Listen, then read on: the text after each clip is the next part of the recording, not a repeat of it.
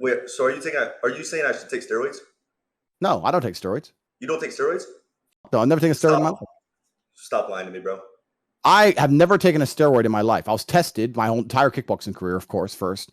And secondly, I've never taken a steroid. I don't lie. If I lied, I'm sure it would come out. So how do you get what you have? Like, I train. Okay, so if I start waking up an hour before, like, let's just say, because I usually wake up at 2 p.m. Let's just start saying I wake up at 1 p.m. and go to the gym for 1 hour. 1 hour, boom. How long would I start getting in shape? It's not even about how long until you get in shape, because you're already thinking of it in the wrong paradigm. You're already thinking of it in, if I get up an hour earlier, I need to see results quickly, or I don't want to do it anymore. That's what you just said to me. Okay, so I need to get addicted to it.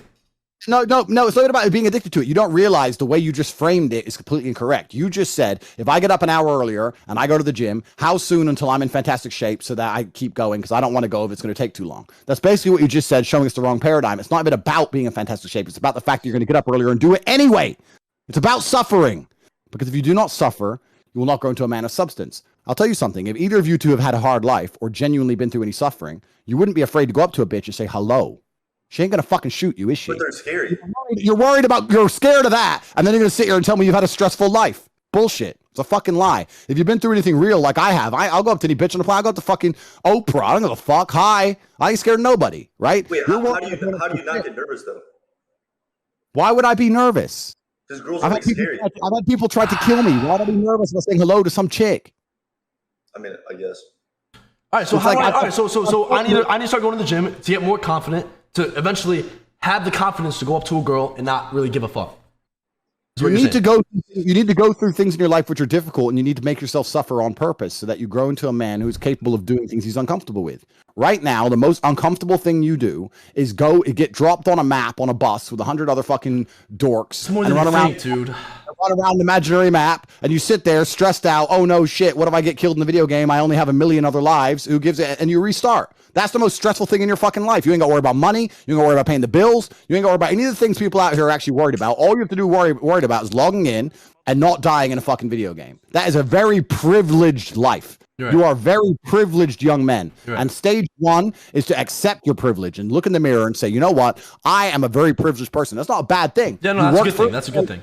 It's a good thing. You worked for it. You got it yourself. I am privileged and my life is easy. However, to maximize my character development, I need to do some things which are deliberately difficult so I can maximize my other statistics. You have money ticked off. Okay, fine. Just like in the video game, you have your fucking strength or speed or whatever ticked off. You have to go do something difficult to work on it. Side quests. Yeah. That's it. That's life. Okay. That's life. Okay. You can't just sit there and play video games until you end up fucking old with pink hair like a dipshit. Okay, wait, so do you think it's bad to be a 19-year-old virgin? I think in the modern world, it's probably more common than it was at my age. I mean, I lost my virginity at 14. I think most people at 14, 15. Most people? 14? Yeah, man, pimping. Like what? Like, all right. Well, 14 is crazy. 14 is crazy. Listen, you're gonna send me to school with 500 chicks. I'm not gonna get one. That's 8th fucking grade. You're in elementary school. How the fuck? That's what I'm saying. You're gonna send me to elementary, bro? What? If you're gonna send me to school with that many chicks, I'm gonna get one of them.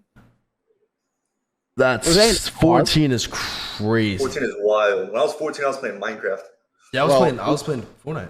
Yeah, and I wasn't doing none of that. And like when I was 14, like MySpace was barely out, and we couldn't even text each other. So it was a different world. Okay, I get it. The world is changing, and that's fine. But I'm actually very happy I am the age I am because I'm hybrid. I remember the world before the internet and before phones, and I'm also young enough to enjoy the world with internet and with phones. And my point is that the most important lessons that you're ever going to have as a man are going to be based on trauma, and that trauma is not going to happen inside of a fucking video game. It has to happen for real. Because I'll tell you what's going to happen to both of you. Okay. I'll tell you something's going to happen you don't even know is going to happen. You're 19. You're going to meet a bitch when you're 20. You're going to fuck her. Get your pee-pee wet. Congratulations. You're going to fall in love. She's going to end up talking to some other dude because you ain't got no game because you're not familiar with chicks. He's going to be a bit older, 31, 32, whatever. He's going to start stealing your chick. You're going to feel it going on. So what you're going to do is you're going to go to your number one untapped resource in an attempt to retain her. You're going to go to money, start buying her shit. Please stay with me. Let's go on holiday. A lot of rich people, celebrities do this. No. You're going to waste a bunch of money. She's still going to leave you. You're going to end up heartbroken. Heartbreak, something you never deal with. You're not used to.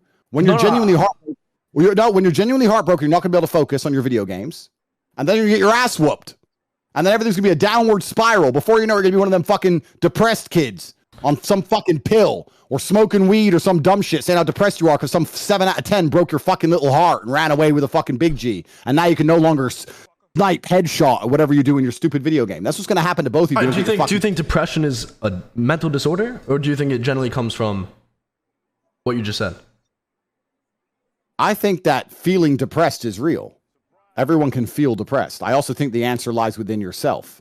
I don't believe in condoning a mental disorder. I don't believe a mental disorder is something that cannot be repaired. If you can repair it with your own mind, it's not a disorder.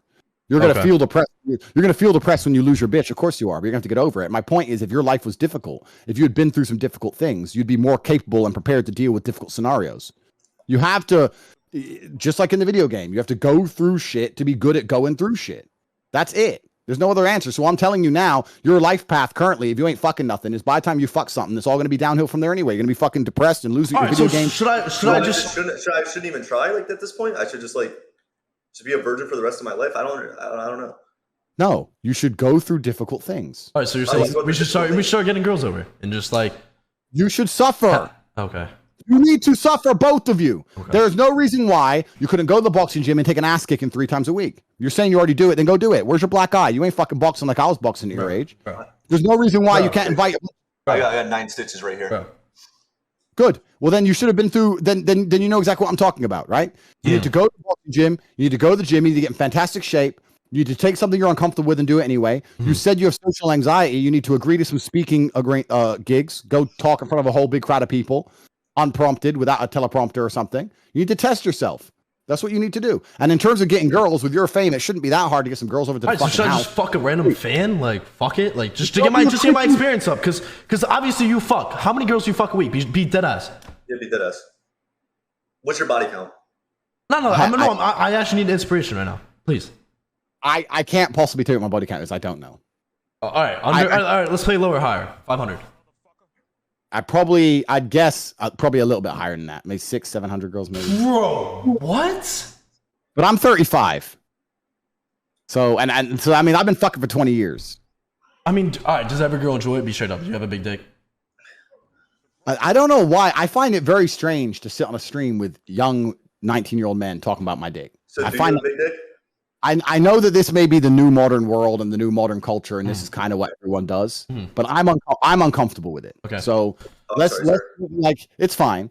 But like, yeah, I've had a bunch of women, whatever. My point is, with your fame, you should be able to invite as many women over as you desire. Why don't you just get them around your house and not be a creep and not be a weirdo? Okay, yeah, just get experience. Once I invite them over, I just get like really, really nervous. Where like they're like girls are like really, really scary, especially if they're like above like a 7. Like I just like I don't know. I just don't really know how to talk to them. And a lot of girls like they don't really have good game too. So like I don't understand when a girl doesn't have game and you have to carry the conversation. Like I have negative riz. Oh my. Why would a girl have game? Because she's attracted to you. Because she's attracted. Even if she's attracted to you, why would she have game? So you never had an experience where a girl was feeling you and was all over you, because that's game. Well, yeah, I mean, yeah, you could get girls who are all over you, but my point is that girls don't have game because the whole point of game is that it's a prerequisite to hooking up with a chick, right? Men have to develop game. You're both sitting here saying you have no game, and you find it scary and nervous to develop game. But the only reason you're going to bother to do it is because you need it as a necessity. Women don't need it as a necessity, so why would they develop game when they don't need it? No woman has game. They don't need game. They need to exist, and then men have to have the game to get them. They're the prize. All this bullshit of a lot of red pill and people say, yeah, I'm the prize, I'm the man, I'm the prize. That's true for men like me, but we're less than 0.1% of the planet. Most of you men are not the prize at all. You are all interchangeable and interexchangeable. A girl can come to your house and fuck you, or she can go to any other fucking 19-year-old's house and get the same weak dick. It doesn't matter to her. So you have to have the game, not her. Why the fuck would she have game? Yeah, sure. That's actually a really good point. That's a good point. How do I work on my game? Just like going out there, being uncomfortable and stuff like that. Is that just the best way to do it? She's the value. So you need to test yourself. You should have girls on your house every day, and you should not be a creepy weirdo, and you have no reason to be afraid. What are you afraid of? What do you think is going to happen? That they're going to reject me? Or why would you give a shit? Why would you give a shit? So what if his dick gets exposed? He has a small dick, uncircumcised chode, something like literally exposed. He's fucked. It's 4.5. It's 4.5 small. I'm not talking about dicks anymore on this. Okay, my bad. Yeah. I'm sorry. My bad. That was Just making that clear. my bad. Well, listen, let's say some fucking selfie of your dick came out. Who actually gives a shit? Yeah. Yeah, that's Like, true. Actually, and why would you send her that then? Don't send it to her. what if she just like takes a picture of it when it's out? How would that happen? In what scenario do you have your dick out and some chicks running around with a camera and you haven't noticed? I don't. Yeah, you're just overthinking, bro. Oh yeah, sure. It's. Right. I don't think a girl would do that. Straight up. Yeah. Okay. Okay, so how do I become like a top G? Like what? Like, cause you're, could there be multiple top Gs? Are you the only top G? No, I'm the only top G, but I can tell you how you become a top G. You can attempt to get close to the top of the mountain. And I'll tell you how. I'll tell you how. You need to be top G, you need to be competent in all areas. And this is what your goal as a man should be as well. My father had a quote, which is an amazing quote. He said, "My unmatched perspicacity." Do you know what perspicacity means? Wait, hold on. Bro, what the fuck are y'all doing? Fix me a rakia and sparkling water, please. Bro, Oh what the- shit, Andrew? How you doing, bro? Keep her in line, bro. You're doing good. You need to show these two how to get a chick. Nice to see another one of my kind here. Well, there's not many of us left, but we got to do what we got to do. Get on your knees. Bro, hop. Whoa, chill. Bro, what the fuck are you guys What the doing? fuck? Oh my fucking god, bro. Ignore that, bro. Like, that's just like I literally could get fucking banned for that fucking bullshit, bro. Yeah, but someone's got to be out here getting the work done. If you two ain't gonna fuck, then someone's got to fuck. But how does he do that? How does he just command her? Like, how does he just tell her to get on her hands and knees? Like, do you think that girl's getting on her hands and knees? Oh, for sure. If I were to do that, dude, like, what the fuck did you say to me? And then slap me. It's because she thinks you're a bitch. So how How do you appear as not a bitch though? No, he This explained shit it. is just so hard. He already explained it. I mean, That is true. I mean, I'll tell it you. sucks, man. I'll tell you a very easy way to not look like a bitch. Not be a bitch. Life Why would you want to try and pretend you're not a bitch when you can actually just not be one? That's a really good point. Sooner or later, someone's going to test you, right? If you want to act like a tough guy, then someone's going to test you and see if you're really a tough guy or if you're a liar. So you may as well become a tough guy for real, so you ain't got to put on the act and get tested and lose. okay, so do you think you have an ego? So do I need to develop a healthy ego where I think I'm the shit? So I'm confident, basically what you are. Just confidence. No, the ego comes based on the back of your competence. When you're competent, we'll go back to the original question you asked me before we were interrupted. What makes a top G? When you're competent, your ego will come automatically because you've proven to yourself and to the world that you're competent in all scenarios. You asked me what a top G was. A top G is my father's quote. My unmatched perspicacity, coupled with sheer indefatigability, makes me a feared opponent in any realm of human endeavor. Do you know what perspicacity means? No. The ability to perceive, to be perceptive. Do you know what indefatigability means? Yes. No. The inability to become tired. So the point is, my sheer perspicacity, or my unmatched perspicacity, so the fact that my ability to perceive things, to look around me and to notice things is unmatched, coupled with sheer indefatigability, my ability to never become tired makes me a feared opponent in any realm of human endeavor. It's a very, very important quote because what he's saying is, if you can look around and perceive and pay attention and notice things and never become tired and never become lazy and always work hard, you will be a feared opponent in all realms. When you say top G, the reason I call myself top G is because if you name anything, maybe not Fortnite yet, but if you name nearly anything and they tell you you're going to be competing against Tate, people will be intimidated. You're going to go to the racetrack and you got a Lambo and you're racing a guy. Who am I racing? Tate.